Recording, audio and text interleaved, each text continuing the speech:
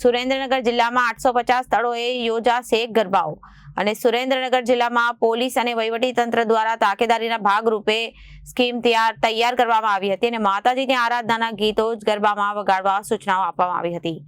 આવારા તત્વોને ગરબા સ્થળેથી no entry અને 1200થી વધુ કર્મીઓ ગરબામાં બંદોબસ્તમાં જોડાયા હતા। સુરેન્દ્રનગર જિલ્લામાં 850 સ્થળોએ ગરબાઓ યોજાશે। સુરેન્દ્રનગર જિલ્લા પોલીસ અને વહીવટીતંત્ર દ્વારા તાકેદારીના ભાગરૂપે સ્કીમ તૈયાર કરી માતાજીની આરાધના અને ગીતો જ ગરબા વગાડવા સૂચના। આવારા તત્વોનો ગરબા સ્થળો નો એન્ટ્રી અને 1200થી વધુ કર્મીઓ અને ગરબામાં બંદોબસ્તમાં જોડાશે। સીસીટીવી, આરોગ્ય અને ફાયર સેફટીના સાધનની સિક્યોરિટીની વ્યવસ્થા રાખવા પણ આદેશ આપવામાં આવ્યા છે। નવરાત્રીના પર્વને લઈ તંત્ર વ્યસ્ત બન્યું હતું। શાંતિપૂર્વક માહોલ વચ્ચે ગરબાઓ યોજાયા હતા, તે માટે તંત્રના પ્રયાસ કરવામાં આવ્યો હતો। સુરેન્દ્રનગર જિલ્લામાં આ વર્ષે આશરે 6 જેટલા કોમર્શિયલ ગરબા, આ ઉપરાંત 31 જેટલા જે મોટા ગરબા છે અને લગભગ 800થી 820 જેટલી નાની ગરબીઓ છે। આમ કુલ મળીને કુલ 850ની આજુબાજુ અલગ અલગ સ્થળોએ ગરબાનું આયોજન કરવામાં આવનાર છે।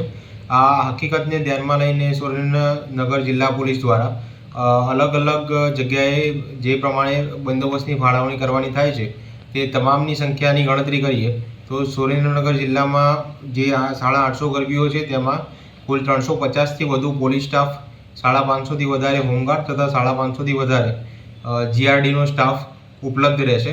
આ ઉપરાંત આ ઉત્સવને ધ્યાનમાં રાખીને શાંતિ સમિતિની મિટિંગ પણ કરવામાં આવેલી છે તથા જે નવરાત્રિના આયોજક મંડળો છે એ તમામ આયોજકો સાથે સીસીટીવી કેમેરાની બાબતે સૂચના કરવામાં આવેલી છે।